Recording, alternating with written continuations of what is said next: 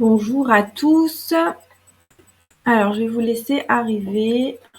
Je me suis connectée un petit peu avant.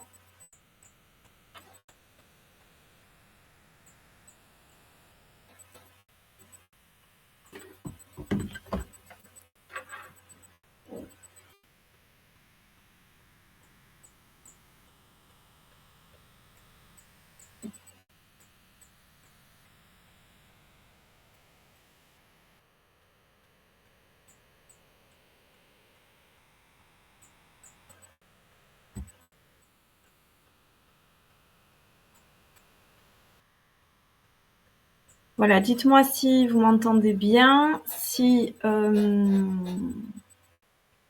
son est bon, la vidéo est bonne. Je me suis connectée en même temps sur le téléphone pour vérifier vos commentaires et vos messages, puisque je suis sur une plateforme de streaming multi-canal, donc ce qui me permet de vous voir, que vous me voyez en même temps sur Facebook et sur LinkedIn, mais du coup, j'ai pas les messages en direct. Donc, si vous avez des questions, vous laissez des commentaires, je regarderai en même temps sur le téléphone. C'est pour ça que de temps en temps, je baisse les yeux. Dites-moi d'ailleurs en commentaire, pour ceux qui sont déjà arrivés, si vous m'entendez bien, si tout fonctionne. Voilà, je vois qu'il y a du monde, mais je vois pas qui c'est, donc manifestez-vous, n'hésitez pas. On est encore un petit peu en avance. J'avais annoncé l'événement pour 19h. Donc, on va pouvoir faire une pré-introduction ou se saluer pour ceux que je connais. Si vous vous manifestez sur les plateformes par message.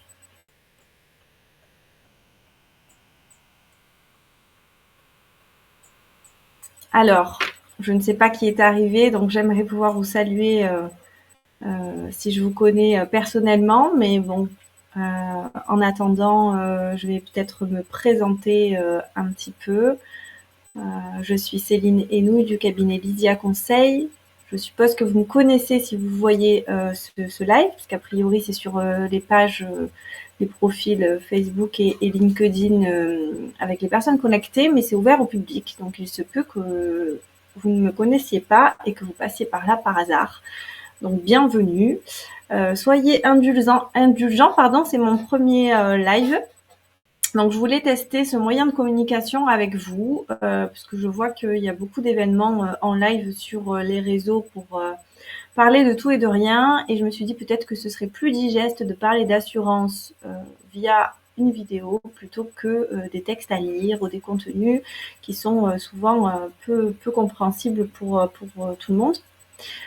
L'objet aujourd'hui, c'est de m'adresser à des personnes qui soient chefs d'entreprise, qui soient indépendants, qui soient aussi des experts comptables ou des avocats d'affaires qui accompagnent des chefs d'entreprise, puisque les questions aujourd'hui quand même se portent sur les assurances, la protection sociale, surtout au niveau de l'entreprise et des dirigeants. Voilà, donc je vais attendre encore 2-3 minutes pour laisser arriver ceux qui ont noté sur leur agenda le changement d'horaire.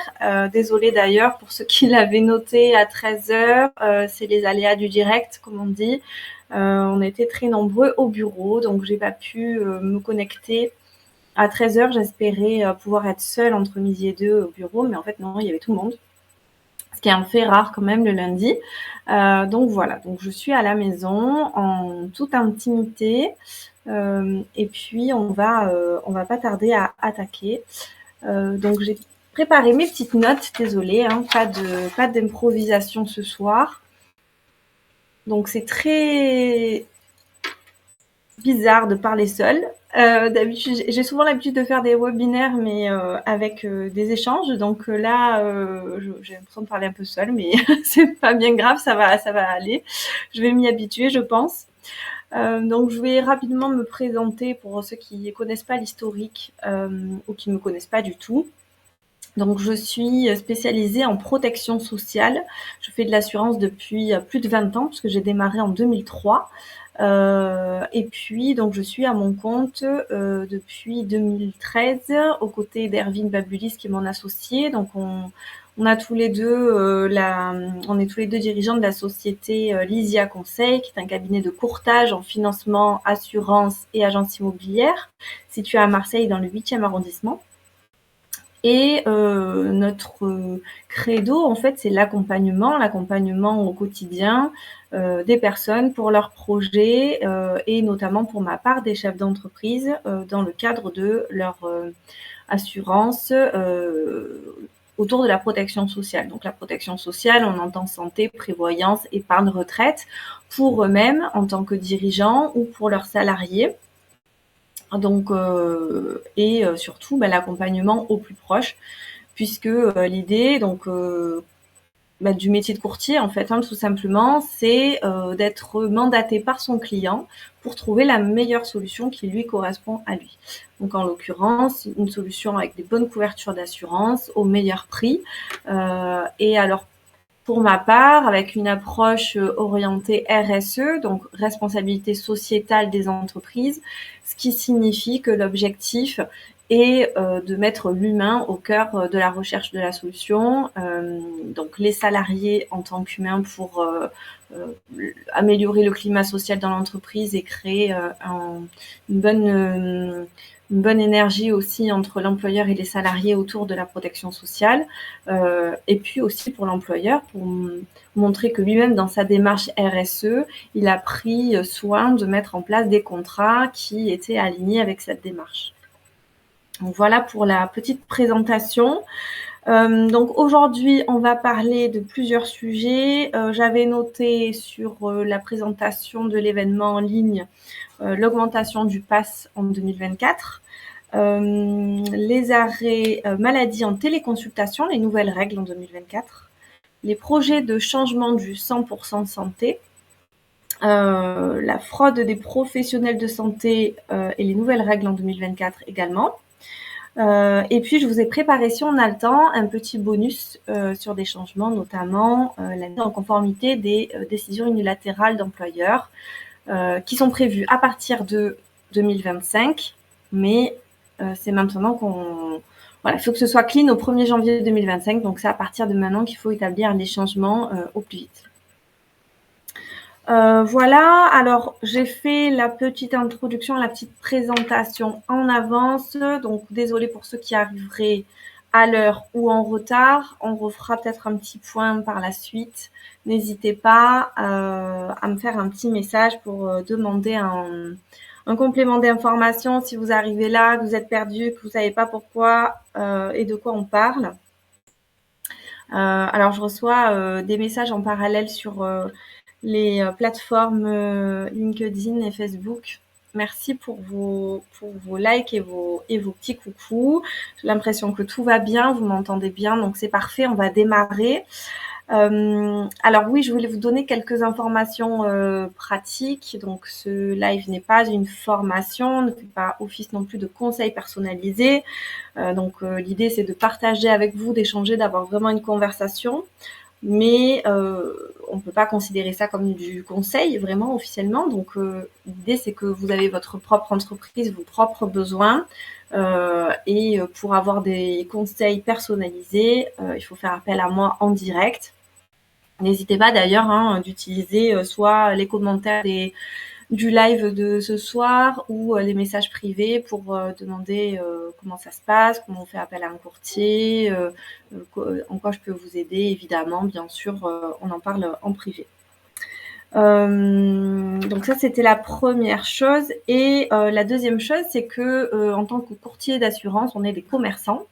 Ce qui veut dire que, comme tous les commerces de proximité, moi j'aime bien travailler avec des clients près de chez moi, même si je peux travailler France entière, mais j'aime bien la relation personnalisée avec mes clients et une possibilité de se rencontrer, d'aller en entreprise, de rencontrer aussi les salariés, de faire des petites réunions d'information. Voilà, j'adore être très proche de mes clients. Et en ça aussi, on a besoin de soutien comme n'importe quel commerce de proximité. Et le soutien, ça peut passer aussi par des likes, des partages, des commentaires. Donc n'hésitez pas, quand vous voyez passer nos posts, à faire un petit coucou, un petit signe avec un like ou un commentaire. Ça fait toujours un peu de notoriété supplémentaire pour notre cabinet. Voilà, alors on va rentrer dans le cœur du sujet avec la première thématique qui est l'augmentation du PAS en 2024. Donc le PAS, c'est le plafond annuel de la sécurité sociale. Qu'est-ce que ça implique pour vous dans les entreprises? À quoi il sert et à quoi il est lié pour vous?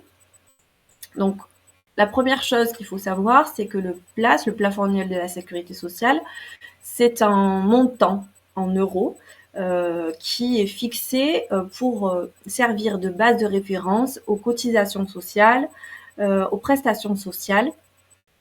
Et ça a un impact notamment sur les coûts et les prestations des contrats de prévoyance et de complémentaire santé. Dans les entreprises, donc le PAS qui a augmenté de 5,4% en 2024. Il est passé donc à 46 368 euros. Ça a une influence directe puisque les cotisations, notamment en mutuelle et en prévoyance, sont des cotisations qui sont alignées au plafond annuel de la sécurité sociale. Qu'est-ce que ça signifie? Ça signifie que sur vos contrats, si vous n'êtes pas vraiment aguerri du sujet, mais vous avez quand même tous vu la ligne où on vous envoie vos taux de cotisation pour l'année et on vous dit le taux de cotisation pour l'année 2024, je ne sais pas moi, c'est 2%, 2% du PAS. 2% du PAS, ça veut dire 2% de 46 368 euros en 2024. Donc, même si vous aviez un taux équivalent au taux de 2023, même si l'assureur dit je conserve le même taux de cotisation pour l'année 2024, le même taux, adossé au nouveau PAS, ça fait quand même une augmentation de 5,4% sur vos cotisations.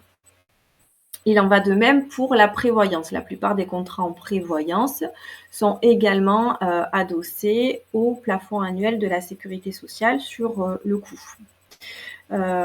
Et sur les garanties en complémentaire santé, on a également des garanties qui sont adossées au PAS. On va avoir notamment des garanties sur la chambre particulière. D'ailleurs, je crois que c'est une question que j'ai reçue parce que j'ai reçu des questions en avance où on me disait tiens, tu vas parler de ça. Oui, donc comment l'augmentation du PAS s'applique spécifiquement au contrat santé. Donc c'est ça. Donc j'avais bien vu cette question. Donc sur les contrats de complémentaire santé, par exemple, on a des garanties. Donc je disais la chambre particulière qui est souvent en pourcentage du plafond annuel de la sécurité sociale. On va avoir aussi des forfaits en dentaire, en optique, donc les forfaits pour les lunettes notamment, pour les prothèses dentaires, pour les implants. Donc là où c'est un inconvénient sur les cotisations, c'est un avantage sur les garanties exprimées en pourcentage du plafond annuel de la sécurité sociale, puisque cette augmentation va faire qu'on a une augmentation de garantie. Certains contrats de prévoyance aussi, je pense aux dirigeants d'entreprise qui sont donc travailleurs non salariés et qui ont des contrats individuels de type MAD. Ces contrats-là aussi, très souvent, vont être adossés au PAS. Donc on va dire que la garantie, c'est un PAS et demi. Donc, par exemple, si la garantie, c'est un PAS, ça veut dire que vous êtes assuré pour 46 368 euros sur l'année 2024.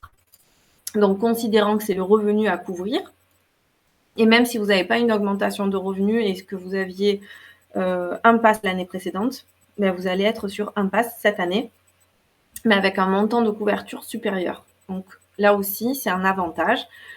Par contre, la cotisation, elle est souvent fixe sur les contrats Sur les contrats de prévoyance, il y a une augmentation liée à l'âge, il y a pas mal de paramètres, mais pas adossée au PAS. Donc, ça veut dire que l'augmentation ne sera pas proportionnelle à l'augmentation des garanties. Donc, ça peut être aussi un avantage. Selon les compagnies d'assurance, et là encore, ce qu'on peut voir, nous, en tant que courtier, c'est que du coup, l'augmentation du PAS a un impact, mais qu'on peut réduire en changeant d'assureur et en trouvant une prestation auprès d'un autre assureur qui va avoir des garanties équivalentes ou supérieures avec un prix inférieur, et on va pouvoir annuler l'effet du pass, enfin de l'augmentation du pass.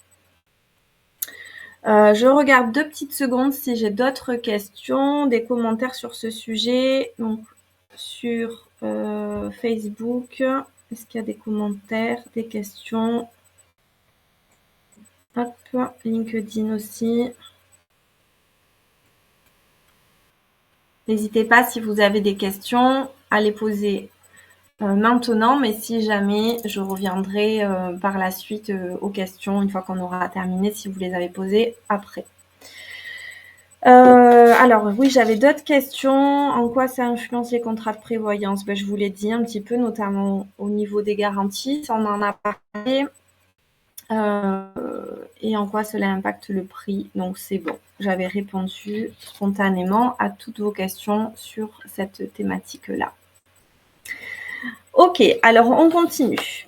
Alors c'est moins un sujet d'assurance, la deuxième thématique, mais je vous l'ai mis quand même parce qu'on parle souvent ensemble de protection sociale, on parle souvent ensemble, quand je dis ensemble, c'est Lysia Conseil avec nos clients chefs d'entreprise ou avec nos partenaires experts comptables notamment.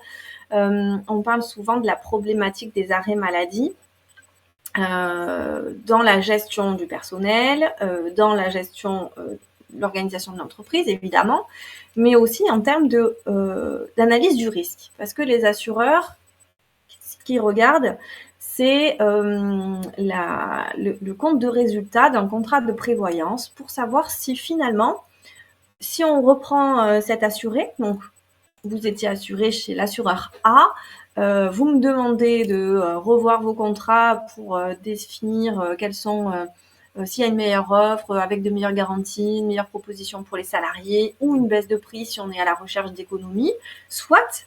Mais alors, de quoi va avoir besoin l'assureur, le nouveau, l'assureur B, pour déterminer son tarif? Eh bien, on va regarder aussi en prévoyance collective le compte de résultat. Et le compte de résultat va nous dire, mais si on a beaucoup de salariés en arrêt de travail, si on a une problématique d'arrêt systémique, ou si on est dans une branche qui a été identifiée comme telle, ou que dans sa propre entreprise, on a très souvent des arrêts, on va avoir une problématique aussi de coût. Donc, l'assureur peut dire « Ah non, mais moi, cette entreprise, je la prends pas parce qu'il y a un risque d'arrêt de travail qui est trop fréquent, permanent, ou des arrêts qui coûtent très cher, donc on ne souscrit pas. » Ou alors, on va trouver un assureur qui va accepter de souscrire, mais le risque, c'est d'avoir un tarif beaucoup plus élevé, en tout cas pas optimiser la cotisation que l'on aurait souhaité au moment de la négociation. Donc, c'est la problématique de mon point de vue. C'est pour ça que je voulais vous en parler. Bien évidemment, le gouvernement, c'est pas la question qui s'est posée. La question qui s'est posée, c'est renforcer les contrôles et limiter les abus, parce que eux, c'est une problématique au niveau de la sécurité sociale, du fameux trou de la sécurité sociale, et des besoins finalement qu'on a d'améliorer cette partie de rentabilité au niveau sociétal. Donc, il a été décidé dans la loi de financement de la sécurité sociale pour 2024, donc que ce serait, on viendrait mettre une limitation des jours d'arrêt de travail qui pourraient être prescrits en téléconsultation. Alors, qu'est-ce que ça veut dire? La téléconsultation, ça a explosé depuis le Covid. Donc, on a ce risque pour les entreprises et pour l'État de faciliter les arrêts de travail, puisqu'on n'a plus besoin de se déplacer, d'aller prendre un rendez-vous, etc. Il suffit d'aller sur Doctolib, de trouver un médecin qui soit dispo le jour même ou le lendemain et de se faire prescrire un arrêt de travail. Donc, sans stigmatiser ceux qui en auraient vraiment besoin, puisque, en l'occurrence, effectivement, il y a des personnes qui se retrouvent dans un état de maladie ou de détresse qui les empêche d'aller consulter physiquement. Et là, c'est pas un sujet. Mais le sujet, c'est en gros les arrêts de travail abusifs et comment on peut se prémunir de ça quand on est une entreprise. Et l'État a pensé pour lui, mais a pensé aussi finalement à ça. Donc 3 jours d'arrêt de travail prescrits au maximum en téléconsultation, ce qui fait que si on veut un arrêt de travail plus long, il faut après se déplacer chez son médecin. Il y a bien sûr des exceptions. Alors, si c'est son médecin traitant qui prescrit, il n'y a pas de limitation. Donc, ça veut dire qu'il faut attendre une consultation, même en téléconsultation possible, mais avec son médecin traitant et pas le premier médecin venu. Donc, ça, c'est la première chose.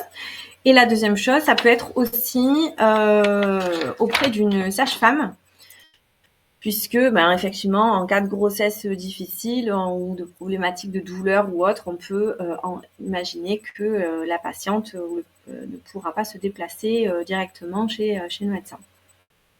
Voilà. Donc, et d'ailleurs, les exceptions qui ont été notées dans le cadre de cette réforme, de cette loi, sont 2 exceptions. Donc, l'arrêt de prolongation. Donc, si on a déjà un arrêt de travail, mais qu'on veut se faire prescrire une prolongation, on peut faire une demande de consultation en ligne, en téléconsultation, même si c'est pas le médecin traitant. Et si on a l'impossibilité de se déplacer justifiée par l'état de santé. Alors, au-delà de ce que je disais par rapport aux sages-femmes, sur l'état de santé d'un patient qui aurait besoin de se faire arrêter, sans que ce soit une femme enceinte, là, à ce moment-là, il faudra justifier auprès de l'assurance maladie de l'impossibilité de se déplacer. Donc, j'ai pas lu, je crois que c'est même pas sorti le décret d'application pour savoir comment on justifie ou quels sont.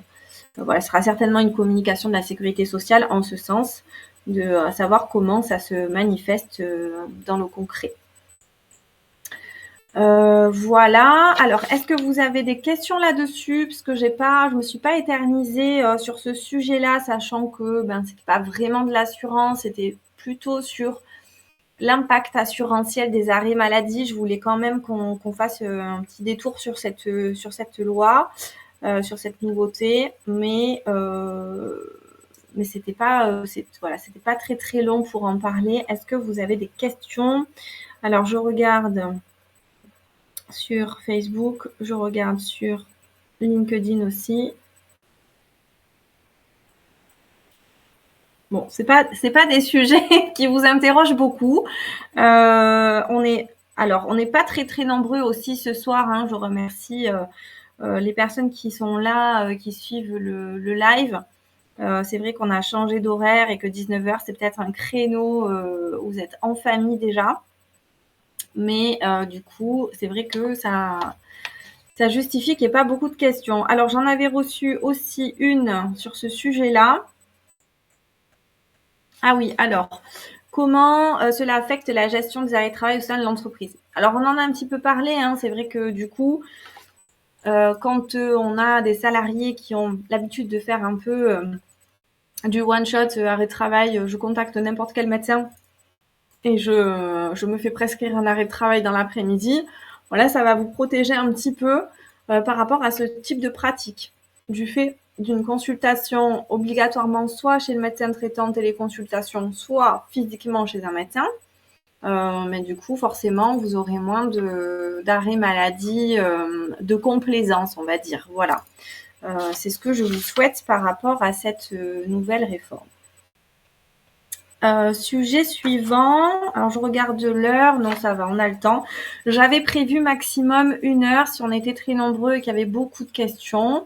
Pour l'instant, vous êtes plutôt calme au niveau des questions. Donc, on va dire que ce sera peut-être plus court. On verra. On va continuer par rapport à mon petit planning. Donc, au 3e sujet, je voulais vous parler de la réforme, la projet de réforme du 100% santé. Alors, peut-être que ça mérite de refaire un point sur ce qu'est le 100% santé. Le 100% santé, c'est une loi qui date de 2020, qui a été mise en place par le gouvernement précédent d'Emmanuel Macron, dans le but de permettre une égalité de soins en dentaire, en optique et en audition pour toutes les personnes qui sont assujetties à la sécurité sociale et qui ont une mutuelle à n'importe quel niveau de garantie de la mutuelle. Donc ça, c'est très important de le dire et de le rappeler parce que le temps passe, les opticiens oublient de proposer la gamme 100% santé, les dentistes aussi, et les audioprothésistes, ils en parlent parce que les audioprothèses sont tellement chères que grâce au 100% santé, ils ont fait beaucoup plus de personnes équipées. Qu'est-ce que ça veut dire le 100% santé concrètement sur votre contrat ? Sur votre contrat de mutuelle, donc complémentaire santé ou frais de santé pour les entreprises, ça veut dire la même chose, hein, les trois termes sont utilisés, mais ça signifie la même chose. On entend par là que sur le contrat, vous pouvez voir cette ligne qui dit 100% santé, panier de soins. En optique, ça signifie que vous avez un catalogue, à peu près, je crois, dans la loi, c'est 17 minimum, 17 montures obligatoires qui rentrent dans le cadre du 100% santé, avec un cahier des charges pour les verres qui permet d'avoir une correction à sa vue, un traitement de verre de qualité. Il y a quand même un cahier des charges qui est assez correct et qui vous permet d'avoir des lunettes à votre vue sans reste à charge. Donc, 0 reste à charge, 0 € de reste à charge, peu importe que vous ayez un contrat avec un petit forfait optique ou pas du tout, ou un contrat avec un forfait optique à 500 € par an. Donc, le 100% santé, ça vous protège en optique. Ça vous protège aussi en dentaire. Donc, pareil, les prothèses dentaires. Il faut savoir qu'une prothèse dentaire, c'est un coût de base pour la sécurité sociale, donc tarif de convention fixé par la sécurité sociale à 107,50 €. Mais si votre couronne, elle vous coûtait 107,50 €, ce serait bien. Mais c'est pas le cas. La couronne, elle coûte à peu près 500-600 €. Donc, quand on a un petit contrat de mutuelle, ou pas du tout, ou enfin en tout cas un milieu de gamme, on va tout de suite devoir mettre la main à la poche et très cher. Alors qu'avec le 100% santé, vous avez accès à une couverture sur des prothèses dentaires qui sont bien sûr la base remboursée par la sécurité sociale, plus l'assureur qui prend en charge la totalité de la prothèse dentaire. Alors encore une fois, c'est un cahier des charges bien spécifique. On n'a pas toutes les techniques de prothèse dentaire, on n'a pas tous les matériaux disponibles. On va avoir quelques restrictions, mais ça permet quand même de se faire soigner les dents pour des personnes qui ont des petits moyens ou un contrat de mutuelle qui est assez faible. Et notamment, je pense, dans les entreprises où le budget a été privilégié parce que vous n'aviez pas la capacité en trésorerie de prendre un contrat haut de gamme pour vos salariés, même si on sait que beaucoup d'employeurs ont envie de donner des avantages et de mettre des garanties plus élevées en place pour leurs salariés. Malheureusement, en termes de trésorerie, techniquement, c'est pas toujours possible. Donc, quand les salariés ont un petit contrat de frais de santé avec un remboursement faible en dentaire, de la même façon, ils pourront être couverts avec le 100% santé. Enfin, ils peuvent être couverts depuis 2020 avec le 100% santé, avec une prise en charge totale de la prothèse dentaire. Et enfin, vous avez compris le mécanisme, les audioprothèses, c'est la même chose. Donc, on peut être couvert avec un appareil à chaque oreille, si on en a besoin, totalement pris en charge par la Sécu plus la mutuelle. Donc, ce 100% santé, maintenant que vous avez compris, alors si vous avez des questions sur le 100% santé, n'hésitez pas à les poser. Je répondrai à tout en même temps. Mais en fait, le sujet du jour en 2024, qu'est-ce qui se passe? Parce que là, je vous ai fait un petit récap pour mettre à jour ceux qui n'avaient pas suivi les évolutions de la loi ou qui n'avaient pas eu l'occasion d'en utiliser. Mais en fait, en 2024, il y a du changement. Alors, premier changement en 2024. Hop, je reprends mes petites notes. J'avais mis de côté. Donc, c'est le remboursement intégral des prothèses capillaires pour les femmes ayant eu un cancer traité par chimiothérapie et qui ont perdu leurs cheveux. Donc ça paraît anecdotique, hein, la réforme, d'étendre la réforme à des minorités, mais par contre, ça va vraiment dans le sens de la loi, c'est de protéger tout le monde des besoins, on va dire, essentiels pour se sentir bien, enfin, en bonne santé et bien. Donc, on peut dire que c'est plus marginal que le 100% santé précédent qui pouvait concerner tout le monde. En même temps, tout le monde n'a pas forcément besoin d'audioprothèses, de lunettes ou de couronnes dentaires. Là, en l'occurrence, c'est un plus petit nombre. Et on va quand même se retrouver dans une politique d'accompagner les personnes qui ont de faibles moyens pour qu'ils se sentent aussi protégés par la complémentaire santé. Donc, les prothèses capillaires pour les femmes atteintes d'un cancer qui ont été traitées par chimiothérapie et aussi les fauteuils roulants. Alors ça, pour ceux qui connaissent quelqu'un qui est handicapé moteur ou qui en ont dans leur famille ou qui sont eux-mêmes handicapés moteurs, c'est une avancée qu'on attendait depuis longtemps. Parce que les remboursements des fauteuils roulants, c'est très peu par la sécurité sociale, donc ça coûte très cher aux personnes en fauteuil roulant. Donc voilà, c'est une belle avancée pour 2024. Donc tout n'est pas finalisé, hein, c'est un projet de réforme, mais ça va arriver dans le courant de l'année. Donc vu qu'on est au début de l'année et que je faisais un live sur les changements, je voulais vous en parler aussi. Donc ça va faire partie des nouveautés. Et on parle aussi, donc, dans ce projet de réforme, de mettre en place aussi la couverture de l'orthodontie remboursée pour les enfants de moins de 16 ans, qui serait couverte à 100%. Donc là aussi, on est encore dans les pourparlers, mais c'est un sujet, effectivement, que de nombreux parents accueilleront, j'imagine, avec grand plaisir. Puisque c'est un coût quand même assez important. Hein. Il faut savoir que les prothèses, les bagues ou en tout cas tous les appareillages pour les enfants qu'on fait de nos jours, le forfait de remboursement de la sécurité sociale, c'est 193 € par semestre. Il faut savoir qu'on est plutôt aux alentours des 500-600 € par semestre en coût réel. Donc la prise en charge en totalité pour les personnes qui n'ont pas un gros contrat de complémentaire santé. Encore une fois, je parle pour les entreprises qui n'ont pas pu mettre en place pour leurs salariés des grosses garanties, mais aussi pour les individuels, les dirigeants qui ont leur propre contrat, qui l'avaient pensé à une époque pour une problématique de personnes seules ou de couples et qui, avec le temps, doivent mettre en place ce genre de soins pour leurs enfants. Voilà, ça va créer, on va dire, des trous de trésorerie. Donc, c'est bien accueilli si tout est validé pour une prise en charge dans le cadre du 100% santé. Alors, ça, c'était les sujets, les nouveautés. Est-ce que vous avez des questions? On est de plus en plus nombreux. Merci à tous ceux qui regardent et qui suivent le live. Je vois beaucoup de personnes que je connais.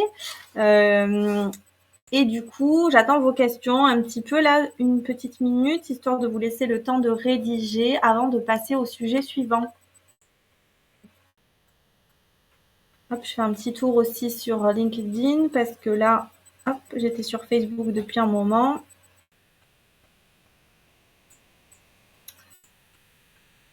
Alors, beaucoup plus de monde aussi, pas forcément de questions non plus. Donc, écoutez, c'est que tout est clair, j'imagine, ou alors c'est tellement flou que vous savez pas quelle question poser. N'hésitez pas, en tout cas, je suis là pour ça. C'est l'idée du live, hein. C'était plutôt que de vous faire une vidéo, de la balancer sur les réseaux et sur YouTube et de vous laisser comprendre tout seul. L'idée, c'était qu'on puisse échanger. Et j'ai reçu aussi une question en avant sur ce thème-là, me semble-t-il. Ah oui, mais on en a parlé. Comment cela impacte les soins bucco-dentaires. Ok, bon, on a évoqué le sujet, donc on va passer à la suite. Alors, la suite, ça concerne, encore une fois, il y a un petit mélange à chaque fois entre des sujets qui concernent la sécurité sociale, des sujets qui concernent les contrats d'assurance, mais tout est lié en fait, hein, puisque forcément, les coûts des mutuelles, notamment des frais de santé, c'est lié souvent au désengagement de la sécurité sociale, une demande de prise en charge de plus en plus forte de la part de l'État auprès des assureurs, ce qui fait que vos contrats, les coûts augmentent. Donc, quand on a une réforme ou une nouvelle loi concernant la sécurité sociale, il y a des chances que, par effet de domino, ça finisse par impacter aussi les contrats de complémentaire santé, de frais de santé. Alors, sur ce sujet-là, donc c'était la fraude des professionnels de santé. Alors, tout à l'heure, on a parlé des risques de fraude en arrêt de travail des salariés. Là, on va parler de la fraude des professionnels de santé. Pourquoi? Parce qu'en fait, cela impacte vraiment très directement les coûts et le trou de la sécurité sociale. Donc, ça va pas vous intéresser peut-être directement, on va juste en dire 2 mots. Mais donc, les praticiens aujourd'hui qui sont conventionnés, qui se trouvent confrontés à un fait avéré de fraude. Donc, ça peut être l'établissement de faux et usage de faux. Ça peut être la falsification de documents. Alors, souvent, on entend d'arrêt de travail, hein, bien entendu. C'est le même sujet qu'on évoquait tout à l'heure quand on parlait des arrêts de travail. Mais là, on parle aussi en fait, c'est 2 réformes en une. C'est pour éviter les arrêts de travail abusifs de la part et des salariés et des professionnels de santé. Mais il faut ajouter aussi en complément des factures répétées d'actes ou de prestations non réalisées. Donc là, c'est directement de la fraude du professionnel de santé. Et d'une manière générale, tout manquement en fait de prise en charge d'actes, de prestations, d'un produit, d'un service que les professionnels de santé sont tenus d'appliquer. Donc là, il y a effectivement des sanctions disciplinaires qui sont prévues, des sanctions financières, et ça peut même aller jusqu'à une condamnation au pénal. On a déjà entendu quelques histoires dans la presse, voilà, donc c'est un sujet qu'on connaît un petit peu, mais en tout cas, la réforme vise à renforcer les contrôles et les sanctions d'abus. Alors, sur ce sujet-là, j'avais pas reçu de questions.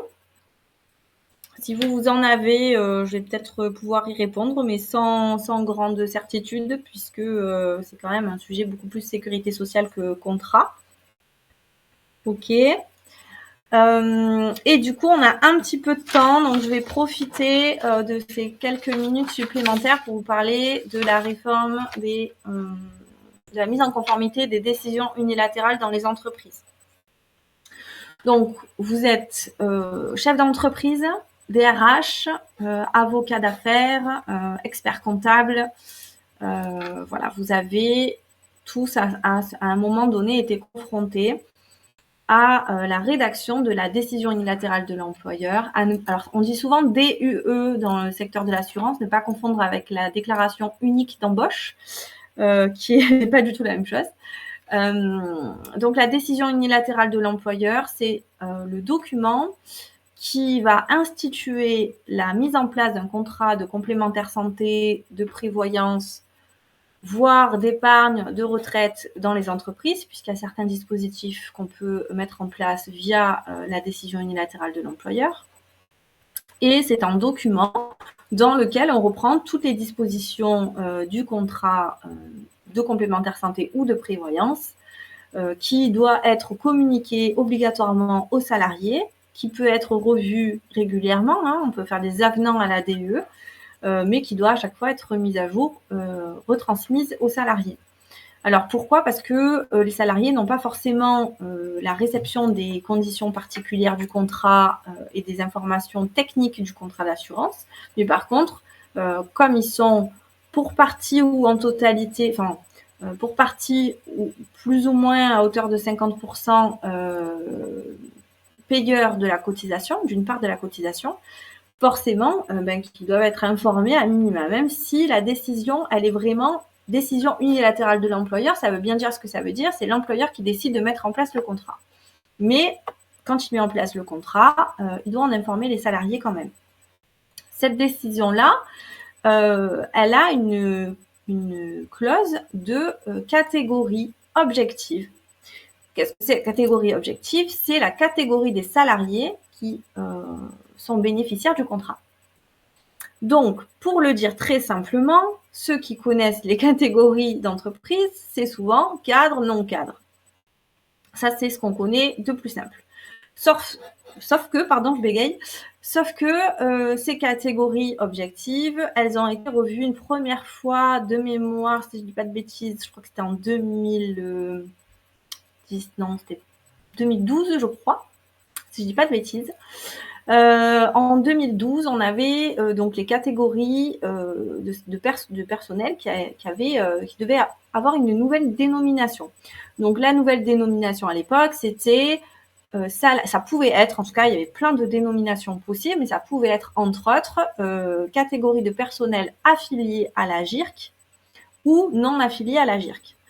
En l'occurrence, pour ceux qui ne savent pas, la GIRC était la caisse de retraite des cadres, mais en 2019, je crois. Ah là là, désolée pour les dates, j'ai pas noté ça. En fait, j'ai juste mis le titre parce que c'était un sujet bonus. Donc du coup, là, je vous fais tout a cappella. J'ai rien préparé sur ce sujet-là. Mais donc, j'ai pas la mémoire des dates, mais il y a quelques années, donc la catégorie, la GIRC et l'ARCO, donc la caisse de retraite des cadres et des non-cadres, les retraites complémentaires, oui, c'est ça, ont fusionné. Et donc, du coup, cette fusion rendait caduques les définitions des conventions collectives et des catégories de personnel sur les DUE. Donc, à partir de là, on a été obligé de mettre en place une nouvelle réforme. Donc, c'est l'accord national interprofessionnel de 2017 qui a donné une nouvelle définition non, c'est pas 2017, je dis une bêtise, c'est 2021, qui a donné une nouvelle définition des catégories objectives. Donc, les catégories objectives, maintenant, ça devra être une autre définition. Alors, de mémoire, c'est article 2.2 de l'ANI, oui, c'est ça, de 2017, relevant ou ne relevant pas de telle catégorie. Donc, ça va rester entendu cadre et non cadre. Dans la compréhension de tous et dans les cotisations globales, on va pouvoir toujours distinguer nos cadres et nos non-cadres. Mais en tout cas, la définition dans les DUE et dans les contrats devra être mise en conformité. Alors, je vous ai parlé de la DUE parce que c'est ce que l'URSSAF va contrôler. Mais les assureurs ont l'obligation aussi de mettre à jour les contrats. Donc, votre assureur va vous écrire bientôt, ou si ce n'est pas déjà fait, pour vous dire votre contrat doit être mis en conformité pour ajuster la catégorie du personnel et la faire coller à la nouvelle réglementation. Le courtier, donc nous courtiers, on fait aussi ce travail de sollicitation de nos clients pour leur rappeler, mais en général, les assureurs vont proposer automatiquement un avenant pour mettre en place la nouvelle réglementation directement sur les contrats. Par contre, la DUE, c'est la responsabilité de l'entreprise. Donc, si l'assureur vous envoie votre nouvel avenant, ça ne veut pas dire que vous êtes en conformité. La conformité, la mise en conformité, c'est aussi sur la DUE. Donc, il faudra faire un avenant à la DUE pour modifier la catégorie objective des salariés. Voilà, donc si vous avez des questions sur cette thématique-là, n'hésitez pas à les poser maintenant. Si vous avez des questions aussi générales sur le courtage d'assurance, sur les IA conseils, sur nos services, n'hésitez pas à les poser dans le chat, dans les commentaires.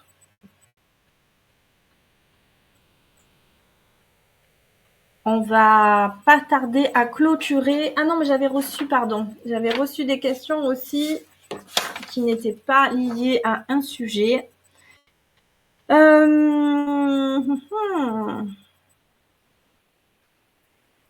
Quels conseils pour adapter les contrats?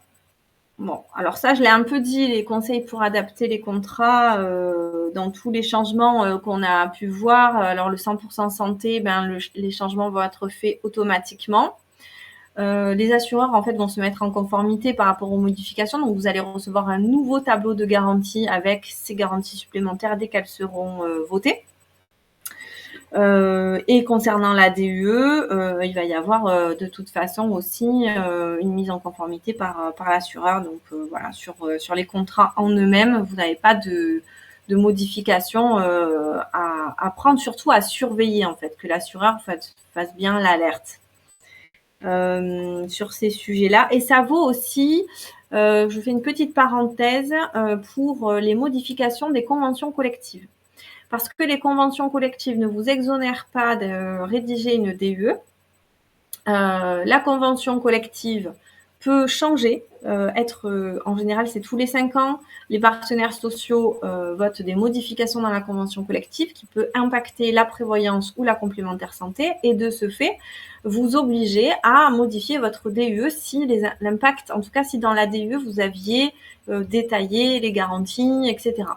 En fonction des modifications qui sont apportées dans la convention collective, il faudra de fait, les contrats seront modifiés par l'assureur, mais vous devrez ou vous devez, si c'est déjà le cas pour vous, faire les modifications sur votre DUE. Donc, pour cette question, c'est bon. Alors, j'avais pas d'autres questions en direct. Je revérifie de votre côté, est-ce que vous avez des questions sur les plateformes? Non plus. Donc, je voulais juste clôturer par déjà vous remercier. Merci pour votre présence. Merci d'avoir suivi ce live. Merci d'avoir essayé de digérer des sujets techniques et pas souvent évidents. N'hésitez pas, si vous avez des questions a posteriori de la vidéo, à me contacter en message privé, que ce soit sur Facebook, sur LinkedIn. Alors, j'ai diffusé ce soir que sur 2 plateformes, parce que sur Instagram, il n'y a pas beaucoup de clients entreprises qui me suivent. J'ai plus de clients et de personnes qui me suivent sur Facebook et LinkedIn. Mais voilà, je reçois aussi les messages sur Instagram si besoin. Je voulais aussi vous dire que j'aime bien cet exercice. Voilà, c'était une première, mais j'aime bien l'idée de continuer à échanger comme ça en direct avec vous.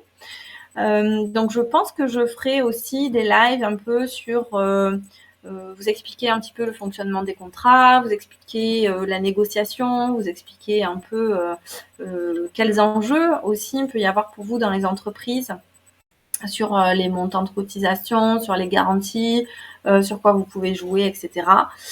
Et comment je négocie avec les assureurs, comment je peux vous aider par rapport à ça. Mais vous, si vous avez des idées de thématiques, des questions précises ou plus générales sur des sujets législatifs, sur des sujets contractuels, n'hésitez pas aussi à m'envoyer des messages pour me dire qu'on en parle ensemble dans un live, ce serait avec grand plaisir. Voilà pour ce que j'avais à vous dire. Alors, puisqu'on a parlé beaucoup de complémentaire santé et de prévoyance, je vais vous souhaiter aussi une bonne santé. Prenez soin de vous. On en a terminé avec ce live. Alors finalement, il aura duré un petit peu moins de temps que prévu. J'avais prévu 1 heure. On en est à 45 minutes. Donc, je vais vous dire, vous souhaiter une bonne soirée. Je reste pas plus longtemps avec vous puisqu'il n'y a pas plus de questions et que j'imagine que c'est l'heure où tout le monde va commencer à passer à table. Donc, on va quitter le plateau, parce que ça s'appelle le plateau du live. Et puis, je vous dis à très bientôt, j'espère très vite, pour un nouveau sujet et un nouveau live. Merci à tous. Bonne soirée.